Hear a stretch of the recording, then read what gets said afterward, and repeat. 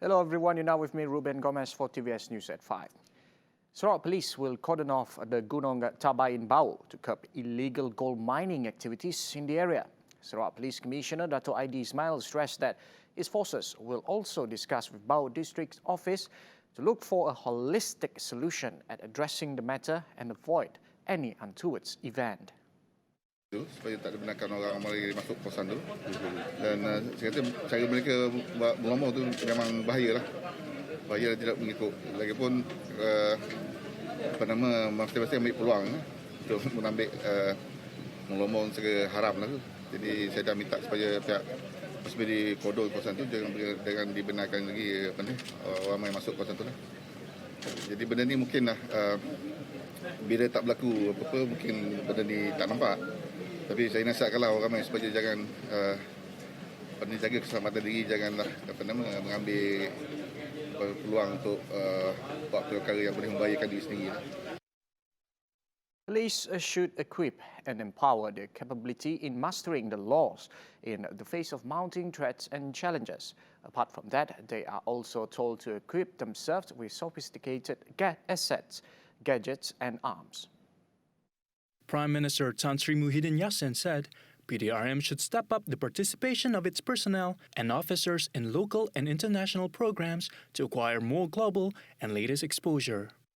Kolaborasi dan kerjasama strategik di peringkat antarabangsa yang dijalinkan oleh PDRM selama ini mampu meletakkan pasukan keselamatan negara ini sebaris dengan pasukan keselamatan dari negara-negara luar. Discipline and integrity should be two core values of PDRM members in order to build strong law enforcement with integrity, aside from a sense of belonging to the force. Commenting further, PDRM has succeeded well in ensuring its relevancy in its 214 years of service. However, there is still room for improvement for PDRM to raise its level of professionalism and preparedness in shouldering the trust. InsyaAllah, berbekalkan niat yang ikhlas dan kerjasama berpasukan yang jitu, saya yakin dan percaya upaya pasukan PDRM dalam memelihara kedaulatan dan keamanan negara akan dapat terus dipertingkatkan serta nama baik PDRM akan kekal harum dalam kalangan seluruh rakyat Malaysia. The government has approved an allocation of 30 million ringgit for the purchase of body cameras to be worn by the Royal Malaysia Police officers.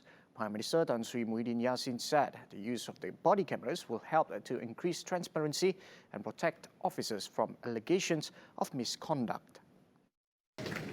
Dengan penggunaan kamera badan berteknologi tinggi dan canggih, saya percaya moral dan keyakinan anggota PDRM dapat dipertingkatkan semasa melakukan operasi dan juga penugasan yang telah ditetapkan. While it incurred additional cost to expenditure, Muhyiddin said that the government considers the move essential to better equip the police force. His ministry also agreed to extend the 500 ringgit incentive to all recipients of the Pingat Jasa Pahlawan Negara PJPN Award, regardless if they are still in service or have retired.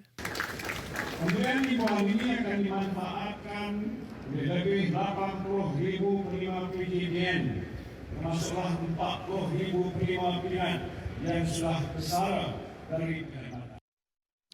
The quick actions of the residents of Longhouse, along with the aid of field workers using 36 units of fire extinguishers, had successfully prevented the 26-door-brain Longhouse, Ulu Suai near Batu Nia, from being destroyed.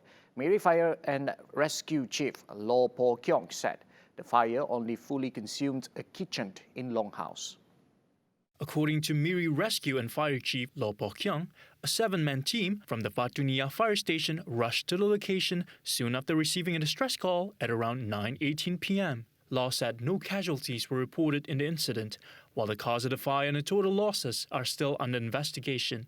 The fortunate turn of events could be attributed to the fact that the 191 residents of the aforementioned longhouses have previously attended the fire safety program co-organized by the Fire and Rescue Department and Petronas Sabah Sarawak Gas Pipe SSGP in 2018.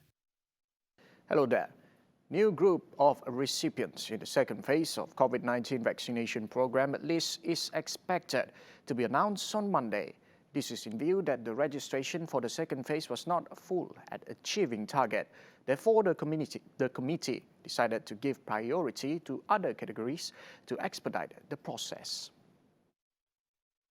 The Minister of Science, Technology and Innovation said several new groups categorized as economic frontliners and other groups would be added. Its coordinating minister for the National COVID-19 Immunization Program, Kari Jamaluddin, said the recipients of this second phase was agreed at the Vaccine Supply Access Guarantee Special Committee level. The second phase of the National COVID-19 Immunization Program will be carried out from April to August 2021. Kari said there would also be adding more vaccination centers in phase 2 and 3 to expedite the process.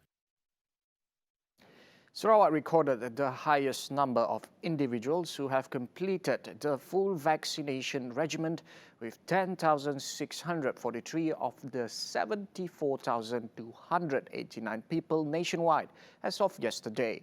The Health Ministry also disclosed that a total of 436,687 people have received their first dose of vaccine during the same period.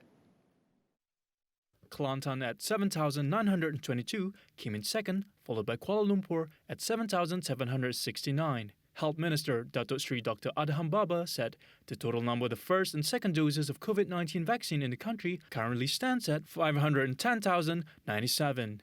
Dr. Adham said Selangor recorded the highest number of individuals receiving the first dose at 60,521, followed by Perak at 49,528 and Sabah at 41,415. The efforts to develop important infrastructure projects in Sarawak could help spearhead the state's socio-economic development. This was the view of Minister of Entrepreneur Development and Cooperatives Datuk Sri Dr. Wan Junaidi Tuanku Jaafar regarding the Batang Lupa construction bridge project that was launched recently. The decision to resume the implementation of the Batang Lupa Bridge, costing 848 million ringgit and fully funded by the Sarawak State Government, was a clear indication of the leadership of Chief Minister Dato' Patinggi Abang Johari Tun Openg.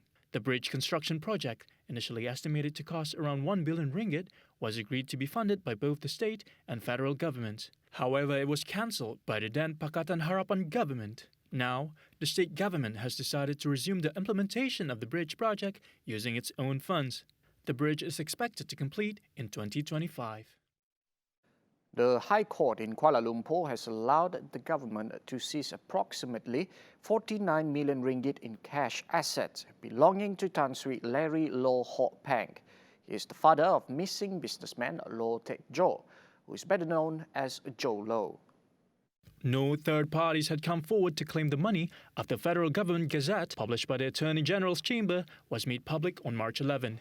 Justice Muhammad Zaini Mazlan allowed the forfeiture after he was informed by Deputy Public Prosecutor Shafinas Shabuddin. Shafinas said there are no third parties to claim all 7 assets owned by Loh Hock Peng. She told the judge that Hock Peng had not appointed any counsel to represent him. She said third parties were given 10 days' notice to come forward and claim the assets.